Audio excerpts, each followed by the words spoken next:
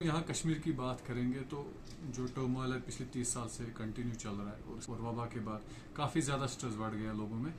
पहले एसेसिबिलिटी कम थी, जब स्ट्रिक्टनेस बहुत ज़्यादा थी तो नहीं आ पाते थे पेशेंट्स, मगर हमने एक चीज़ किया था कि हमने एक टेली कंसल्टेशन के लिए अपने नंबर्स दिए थे, तो जो भी कंटैक्ट करना चाहते थे वो कश्मीर से भी नहीं, सिर्फ पूरे हिंदुस्तान से कंटैक्ट करते थे।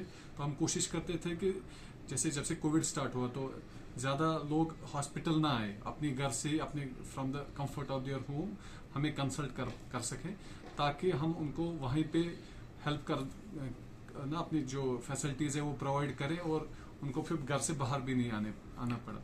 मगर जो अभी देख रहे हैं, जब से भी थोड़ा रिस्ट्रिक्शंस कम हो गए, पेशेंट्स आ रहे हैं, तो काफ़ी पेशेंट्स मैंने देखे जिनको स्ट्रेस नहीं था पहले, मगर जब से कोरोना स्टार्ट हुआ, कोरोना फोबिया जो भी नया आया है बाहर, तो उसकी वजह से भी बहुत स्ट्रेस बढ़ गया। सबसे इम्पोर्टेंट चीज़ अगर हम सिर्फ कोरोना की बात करें तो सबसे बड़ा चीज़ है कि स्टिग्मा बहुत ज़्यादा एसोसिएटेड था इसके साथ। अगर आप याद भी करें, जब पहली जो फीमेल पॉजिटिव, उसके साथ जो एक मेल पॉजिटिव आए थे, उनको उतना स्टिग्मेटाइज किया था कि उन जगह जाना ही नहीं चाहता था, और ऐसा था कि जैसे उन्होंने कोई गलती की थी पॉजिटिव आके। तो वो बहुत बड़ा फैक्टर था। और वही जब से भी लोगों ने एक्सेप्ट किया कि ये तकलीफ ही है, कोई डेलिबरेटली नहीं कर रहा है ये भी, तो उसमें भी एक चीज़ है, सबसे ज़्यादा बड़ी प्रॉब्लम है एंग्जाइटी, जिसमें बेकरारी है, बेचैनी है, मन उदास, डिप्रेसिव सिम्टम्स काफ़ी आ गए हैं, नींद नहीं आती है। काफ़ी पेशेंट्स हमने साइकोटिक भी देखे जिनमें रियलिटी से वो डिटैच हो जाते हैं, उनको नहीं पता तो उनको क्या तकलीफ है। तो मगर मेजॉरिटी एंग्जाइटी और डिप्रेशन से मुब्तला होते हैं। जब से ये पैंडेमिक का ये शुरू हुआ, पैंडेमिक पिछले साल से, पहले पहले तो उतना ज़्यादा था नहीं, मतलब उतना जहनी दबाव नहीं हमने देखा लोगों में, उतना पेशेंट्स का रश भी नहीं था, और जो पेशेंट्स आते भी थे वो उनका कुछ स्ट्रेसर, कुछ डिफरेंट स्ट्रेसर्स होते थे, पैंडेमिक रिलेटेड कोई था नहीं। तो लेकिन आहिस्ता आहिस्ता विद ग्रेजुअली, जब ये विद टाइम हम देख रहे हैं कि जो मरीज आ रहे हैं हमारे पास, जो एक तो पुराने मरीज जो ऑलरेडी ट्रीटमेंट पे थे, जो ठीक हो गए थे, वो रिलैप्स हो गए हैं, वो मतलब रिलैप्स मतलब फिर से उनको ये जहनी दबाव हो गया और वो इसमें मुब्तला हो गए हैं, नफ्सियाती तकलीफ में। तो वो कहीं वो इन पैंडेमिक के डर से, इस कोविड के डर से उनको वो रिलैप्स हुआ, या लॉकडाउन का जो था उसकी वजह से, या फाइनेंशियल इश्यूज की वजह से, इनकी वजह से हमने देखा कि रिलैप्सेस बहुत हुए जो ऑलरेडी पेशेंट्स हमारे थे पेशेंट। अब न जो नए हमने देखे, हाँ, नए पेशेंट्स में भी ऐसे लोग देखे जो वनरेबल थे, मतलब ये नहीं कि हर कोई पेशेंट देखे, हर कोई इसका शिकार नहीं हुआ, और अगर किसी में हुआ भी वो नॉर्मल है। अगर आप में या मुझ में भी ऐसे जो रिएक्शन हुई है, मतलब हम भी एंक्शस हुए, हम भी डर गए, हम में भी खौफ आ गया जब ये इन्फेक्शन सेकेंड वेव आई, तो वो खौफ तो नॉर्मल है। अगर खौफ नहीं आएगा तो आप कैसे फिर एहतियात करोगे। लेकिन जो लोग जिनको हम कहते हैं, हम टर्मिनोलॉजी में जेनेटिकली वनरेबल थे, जिनमें वनरेबिलिटी थी, उनके लिए ये स्ट्रेस थोड़ा बहुत ज़्यादा रहा, और वो डिप्रेशन के शिकार हो गए, एंग्जाइटी के शिकार हो गए, या उनमें स्लीप प्रॉब्लम्स हुई, नींद की प्रॉब्लम, या ओसीडी एक किस्म की तकलीफ है वो होगा। तो ऐसे ऐसे तकलीफें हमने देखी, लेकिन उन्हीं में जिनमें जेनेटिक वनरेबिलिटी थी, और जो बाकी थे वो नॉर्मल है। उनको अगर हम बात करके भी उनको समझाते थे तो उनको जस्ट एक दो बार का रेश्योरेंस दे के वो ठीक हो जाते थे। सुसाइड इज एक सिम्टम है of underlying mental health issues या मेंटल हेल्थ इलनेस की। अराउंड 90% जो people who die of suicide, उनमें देखा गया है कि अंडरलाइंग मेंटल हेल्थ इलनेस होती है, तो उनमें 60% में डिप्रेशन होता है, और 90% अनट्रीटेड रहता है, मतलब ट्रीटमेंट नहीं होता उनका।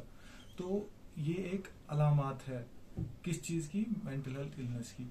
अब जब आप हमारी बदकिस्मती से डिफरेंट हालात की वजह से, पैंडेमिक की वजह से या लॉकडाउन की वजह से बहुत ज़्यादा, और ये जो बहुत साल से हम देख रहे हैं यहाँ पे वो इंस्टेबिलिटी की वजह से, हमने देखा कि ऑलरेडी एक मेंटल हेल्थ प्रॉब्लम्स हैं, तो ऑब्वियस सी बात है, तो ये इंसिडेंट्स तो होंगी कि अगर मेंटल हेल्थ इलनेसेस हैं, मेंटल हेल्थ प्रॉब्लम, जैसे हम आपकी MSF की रिपोर्ट जो हमारे साथ इंस्टीट्यूट ऑफ मेंटल हेल्थ के इंस्टीट्यूट ऑफ न्यूरो साइंस के साथ की उन्होंने, उसमें हमने देखा 45% लोगों में जो पॉपुलेशन है कश्मीर में, उसमें साइकोलॉजिकल डिस्ट्रेस है।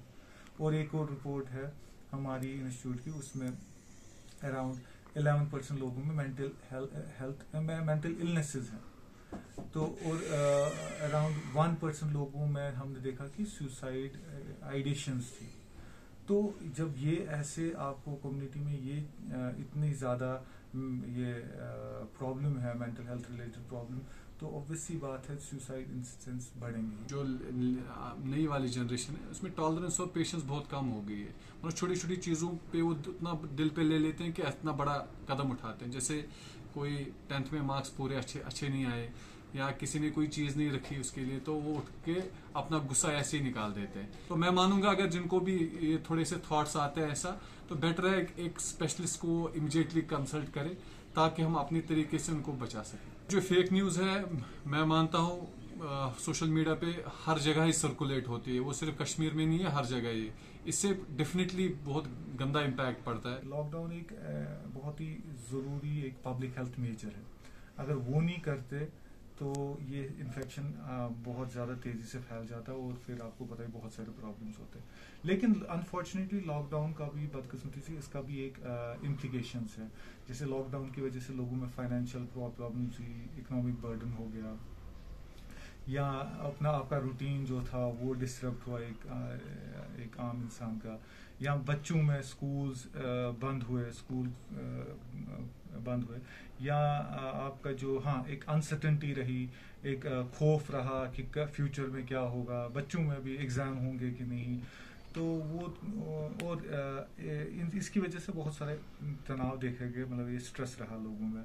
अब हम बच्चों की बात करते हैं तो सबसे पहले उनके पेरेंट्स आते हैं हमारे पास, और मेन कंप्लेंट होती है कि उनका बिहेवियर चेंज हो गया, कि ये इतने रूड नहीं थे, अब ये वापस उठते हैं, मानो अपना एग्रेशन बहुत ज्यादा हो गया।